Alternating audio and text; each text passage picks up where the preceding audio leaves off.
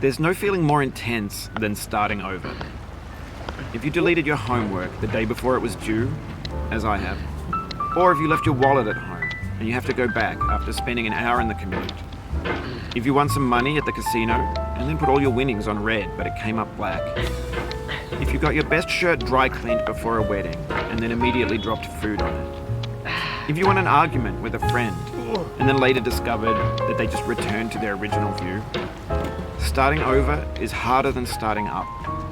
If you're not ready for that, like if you've already had a bad day, then what you're about to go through might be too much.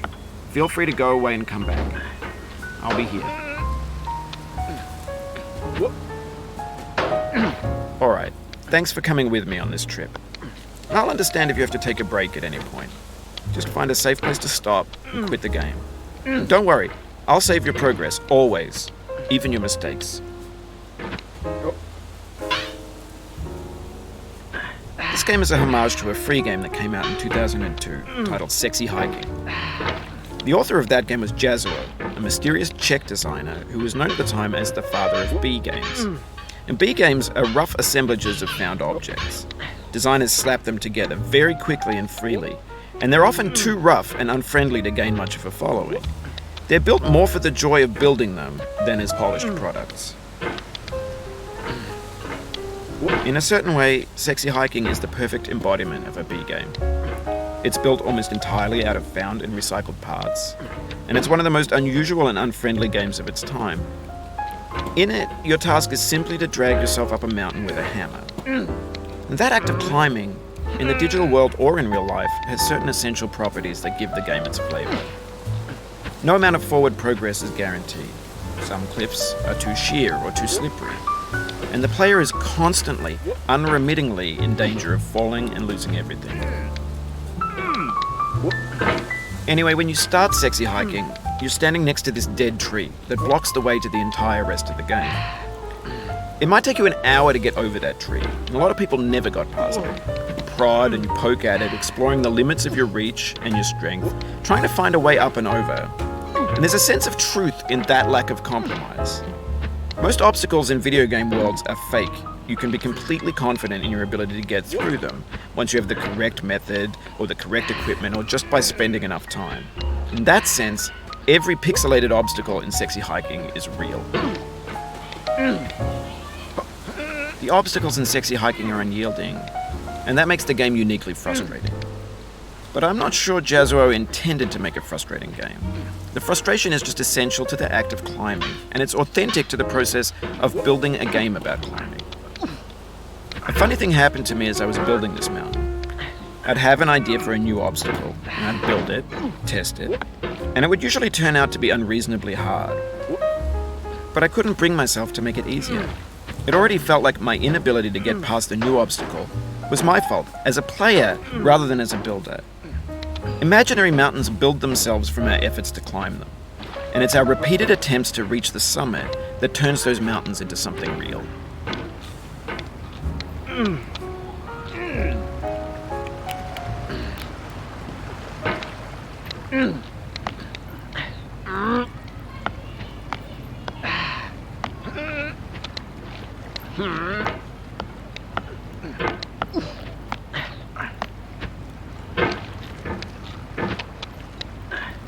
Oh, you just lost a lot of progress. That's a deep frustration, a real punch in the gut.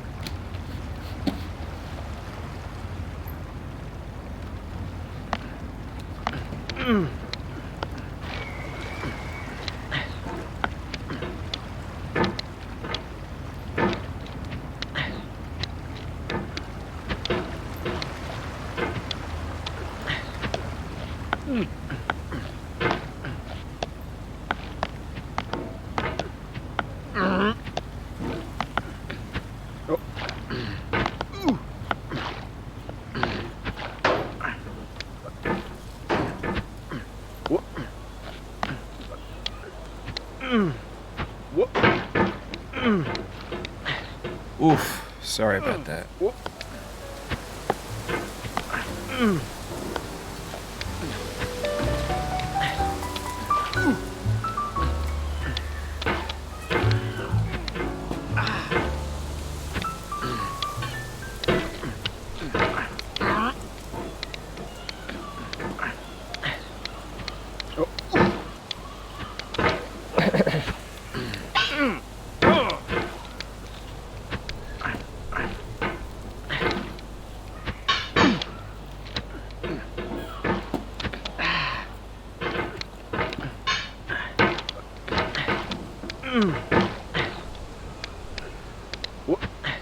Oh, it happened again. Keep on trying, don't let it get to you.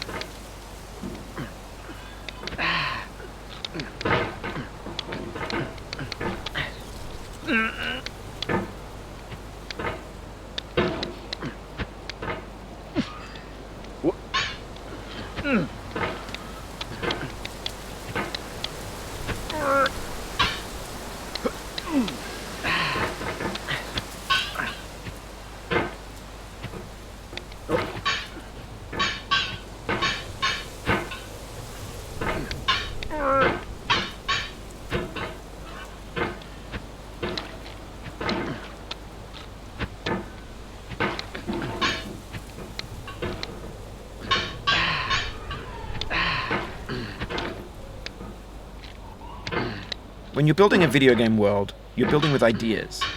And that can be like working with quickset cement. You mold your ideas into a certain shape that can be played with. And in the process of playing with them, they begin to harden and set until they're immutable, like rock. And at that point, you can't change the world. Not without breaking it into pieces and starting fresh with new ideas.